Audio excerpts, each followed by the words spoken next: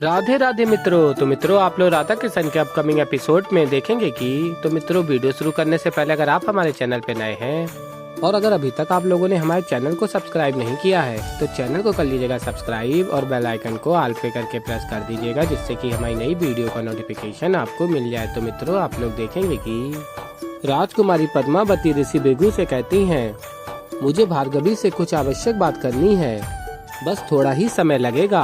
और फिर ऋषि भृगु कहते हैं, अवश्य पुत्री। और कहते हैं, तुम दोनों की कुंडली समान है और आप दोनों के मन में एक दूसरे के लिए मित्रता का भाव अच्छा लगा मुझे। और फिर ऋषि भृगु भार्गवी से कहते हैं, जाओ पुत्री। और फिर आगे आप लोग देखेंगे, महर्षि भृगु कहते हैं, श्रीनिवास कहाँ चला गया? अभी तो यही था, उसका मित्र भी दिखाई नहीं दे रहा है। अत्यंत गुणवान है श्रीनिवास, उसकी सहायता के लिए मुझे उससे धन्यवाद कहना होगा। और फिर आगे आप लोग देखेंगे, राजकुमारी पद्मावती भार्गवी से कहती हैं, तुम्हारे पिताश्री अवश्य ये सोच रहे होंगे, हम दोनों समान हैं, किंतु ये हम दोनों ही जानते हैं कि हम में कितना अंतर है। मेरा कुल मुझे भिन्न बनाता है, मुझे अधिकार देता है आदेश देने का और तुम्हें कर्तव्य देता है उस आदेश को पूर्ण करने का। इसलिए मेरा आदेश है तुमसे कि तुम मेरे प्रश्न का उत्तर दो। मैं ये जानना चाहती हूँ कि कल रात्रि श्रीनिवास तुम्हारे यहाँ क्या कर रहा था? और फिर भार्गवी कहती हैं, राजकुमारी, ये मेरी व्यक्तिगत बात है, किंतु यदि आप पूछ रही हैं तो मैं बता देती हूँ। मेरे और श्रीनिवास के मध्य एक विशेष संबंध है जो उसे अनुमति देता है मेरे पास आने की। अब इससे अतिरिक्त जानना आपके अधिकार क्षेत्र से बाहर है, क्षमा कीजिएगा। और फिर राजकुमारी पद्मावती कहती हैं भार्गवी से, अच्छा, पर तुम्हें ज्ञात भी है कि एक विशेष संबंध क्या होता है?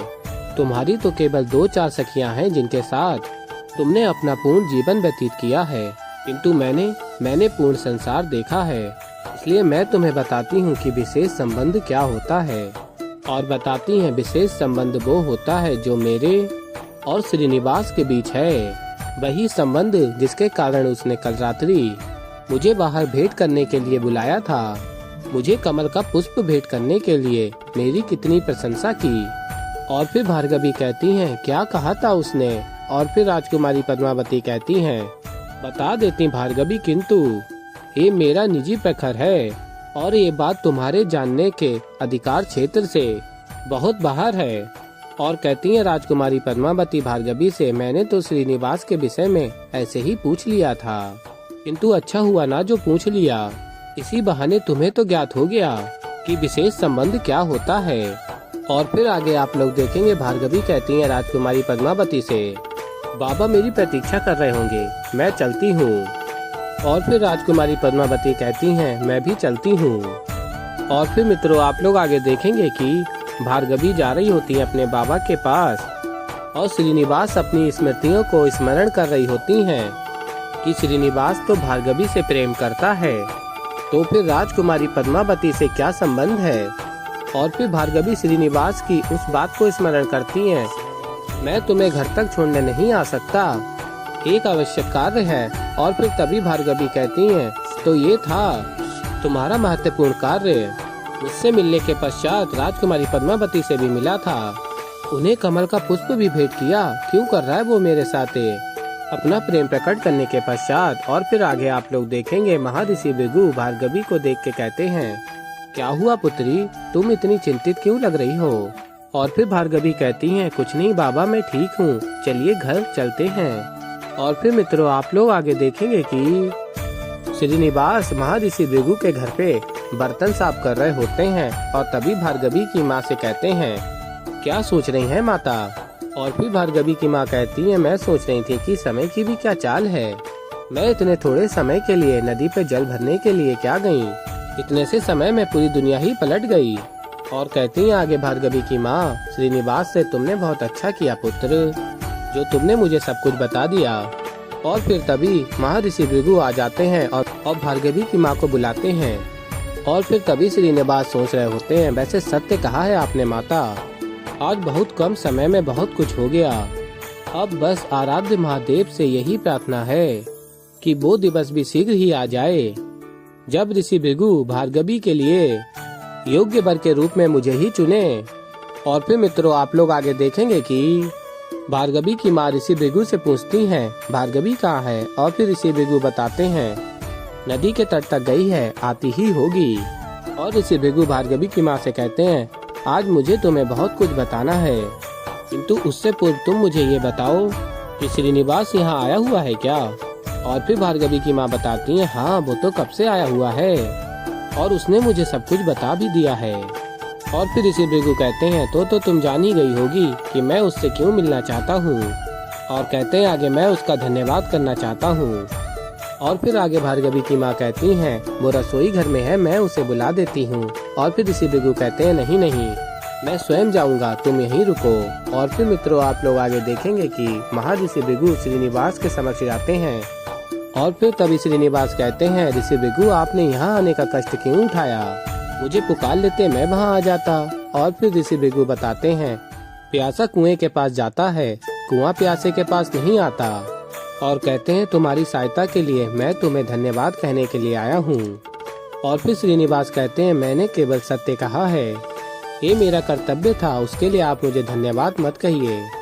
और फिर ऋषि भृगु पूछते हैं तुम इतनी शीघ्रता से क्यों चले आए। और फिर श्रीनिवास कहते हैं क्योंकि एक कर्तव्य के लिए मैं दूसरे कर्तव्य को भी तो नहीं त्याग सकता ना। यहाँ पर भोजन बनाना था, सब प्रतीक्षा करते, भूखे रह जाते। और वैसे भी वहाँ पर न्याय हो ही चुका था तो मेरी क्या आवश्यकता थी। और फिर ऋषि भृगु कहते हैं इतना कुछ करते हो किंतु श्रेय नहीं लेना चाहते, क्यों। और फिर श्रीनिवास बताते हैं क्योंकि मेरा कार्य श्रेय लेना नहीं है, सेवा करना है ऋषिवर। और फिर ऋषि भृगु कहते हैं श्रीनिवास तुम बहुत भले हो, प्रतिभावान होकर भी विनम्र हो, चरित्रवान हो। मेरी महादेव से प्रार्थना है कि वो अपनी असीम कृपा तुम पर सदैव बनाए रखें। और फिर श्रीनिवास कहते हैं महादेव की कृपा, मुझे लगता है कि महादेव का आशीष मुझ पर सदैव बना रहेगा, एक विशेष संबंध है उनके साथ। और फिर आगे श्रीनिवास बताते हैं मैं नटराज के मंदिर में पुजारी जो हूँ। और फिर आगे आप लोग देखेंगे कि भार्गवी की माँ ऋषि भृगु से कहती हैं धन्यवाद व्यक्त कर दिया आपने श्रीनिवास का। और फिर ऋषि भृगु बताते हैं व्यक्त तो करना चाह रहा था किंतु उसने करने ही नहीं दिया। और बताते हैं कि वो किसी भी कार्य का श्रेय ही नहीं लेना चाहता है, कहता है सत्य कहने के लिए कैसा श्रेय। और उसने ये भी कहा कि वो यहाँ श्रेय लेने नहीं अपितु सेवा देने के लिए आया है। उसकी बातें सुनकर मैं सोच में पड़ गया हूँ। और फिर भार्गवी की माँ कहती है कैसी सोच। और फिर ऋषि भृगु बताते हैं आज जो कुछ हुआ मुझे लगता है कि बासु ने एक महत्वपूर्ण परीक्षा पास नहीं की।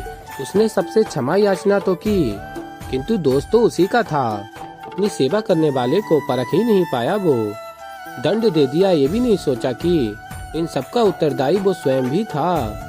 और भार्गवी भी सब कुछ सुन रही होती हैं। और महर्षि भृगु आगे कहते हैं और दूसरी तरफ श्रीनिवास उसने कुछ क्षणों के लिए ही उन गुप्तचरों को देखा हमारे घर के बाहर, किंतु उस क्षण भर में भी उसने उनको परख लिया, इसीलिए उनका पीछा भी किया राजमहल तक। और कहते हैं भार्गवी की माँ से उसमें व्यक्ति को परखने की और अपने कर्तव्य का पालन करने का विशेष गुण है। और भार्गवी भी वार्ता सुन रही होती हैं और अत्यंत प्रसन्न हो जाती हैं। और ऋषि भृगु आगे कहते हैं और भी बहुत सारे गुण हैं जो मैंने आज देखे। और फिर भार्गवी की माँ कहती हैं जैसे कि। और फिर ऋषि भृगु बताते हैं जैसे कि आज वो सुबह जब मुझसे मिलने आया आश्रम में, मैं ध्यान में लीन था किंतु उसने प्रतीक्षा की और जब तक मैं ध्यान से बाहर नहीं आया उसने अन्न जल को हाथ भी नहीं लगाया। भार्गवी के मन में उसके लिए मान सम्मान है। तुलसी पर चढ़ाने के लिए उसने भार्गवी को पुष्पों की माला भी दी।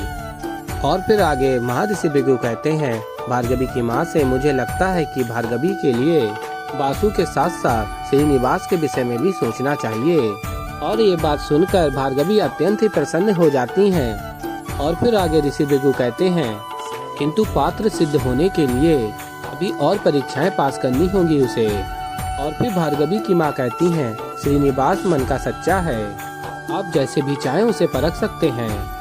अगर पात्र निकलता है तो भार्गवी का हाथ मुझे उसे देने में कोई दोष दिखाई नहीं देता।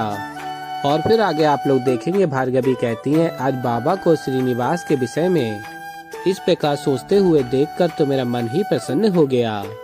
और फिर भार्गवी को राजकुमारी पद्मावती की बात स्मरण आती है। विशेष संबंध वो होता है जो मेरे और श्रीनिवास के बीच है, वही संबंध जिसके कारण उसने कल रात्रि मुझे बाहर भेंट करने के लिए बुलाया था। और फिर भार्गवी कहती है, किंतु क्या सत्य में श्रीनिवास मुझसे प्रेम करता है? और कहती है उस रात्रि राजकुमारी से मिलने वो क्यों गया था। और फिर आगे आप लोग देखेंगे भार्गवी श्रीनिवास से मिलने रसोई घर जाती हैं। और फिर श्रीनिवास कहते हैं, तुम आ गई, मैं पायासम ही बना रहा था। और कहते हैं, मुझे बताओ कैसा बना है। वैसे मैंने बनाया है तो अच्छा ही बना होगा, किंतु तुम भी बता दो कि कैसा बना है। और फिर भार्गवी कहती हैं, जब देखो भोजन भोजन भोजन, भोजन के सिवा कुछ सूझता भी है तुम्हें या नहीं। और कहती हैं भार्गवी, मैं वैसे भी यहाँ किसी और कार्य से आई थी। और फिर श्रीनिवास कहते हैं, तुम स्त्रियों का ना मुझे कुछ समझ में ही नहीं आता। और कहते हैं, यदि रसोई में कोई व्यक्ति आता है तो उसका मंतव्य क्या होता है? भोजन ही होता है। मैं यहाँ पर किस लिए आया? भोजन बनाने के लिए आया। तुम्हें यहाँ पर किस लिए आना चाहिए? भोजन खाने के लिए ही ना। अब क्या ऐसे मुंह फुला के बैठी रहोगी? और फिर आगे कहते हैं भार्गवी से, ऐसे ही हो जाओगी, मुख ऐसा ही हो जाएगा। और फिर आगे श्रीनिवास भार्गवी से कहते हैं, देखो प्रसन्नता का क्षण है। आज जो कुछ भी हुआ उसके पश्चात तुम्हारे बाबा की सोच बदलेगी। तुम्हारे और बासु के संबंध को लेके उनके मन में संदेह आ गया होगा। तुम क्यों क्रोधित हो? अरे क्रोध तो बासु को आना चाहिए। अरे होना क्या चाहिए? मुझे तो लगता है कि बासु को इस समय क्रोध से चिलमिला रहा होगा। और फिर मित्रों आप लोग आगे देखेंगे कि भार्गवी क्रोध में श्रीनिवास को देख रही होती हैं और श्रीनिवास बासु के बारे में बता रहे होते हैं भार्गवी को कि वो कैसे क्रोध में क्या कर रहा होगा। और फिर मित्रों आप लोग आगे देखेंगे कि राजकुमार बासु अपने गुप्तचरों को कोड़े लगा रहे होते हैं और तभी राजकुमार बासु के गुप्तचर माफी मांग रहे होते हैं और कहते हैं, हमें माफ कर दो, जीवन दान दे दो। और बाला भी कह रहा होता है राजकुमार बासु से, शांत हो जाइए। और गुप्तचर भी माफी मांग रहे होते हैं, हमें प्राण दान दे दीजिए, हमें क्षमा कर दीजिए। और फिर बाला बासु से कहता है, इनकी मृत्यु से हमें कोई लाभ नहीं होने वाला। और फिर कुमार बासु अपने गुप्तचरों से कहता है, यदि तुम दोनों को जीवित रहना है, तुम दोनों के लिए अच्छा यही होगा कि तुम दोनों कुछ दिवस के लिए छुपे रहो। एक बार और गलती हुई तो इस बार कोड़ा नहीं तलवार होगी। तो ऐसे ही मित्रों आगे और भी बहुत कुछ देखेंगे आप लोग। तो अभी के लिए इस वीडियो में इतना ही। तो मित्रों अगर आप लोगों को हमारी वीडियो पसंद आई हो तो वीडियो को कर दीजिएगा लाइक, चैनल पे नए हैं तो चैनल को कर दीजिएगा सब्सक्राइब। और मैं मिलता हूँ जल्दी आप लोगों को एक नई वीडियो के साथ। तो तब तक के लिए मित्रों राधे राधे।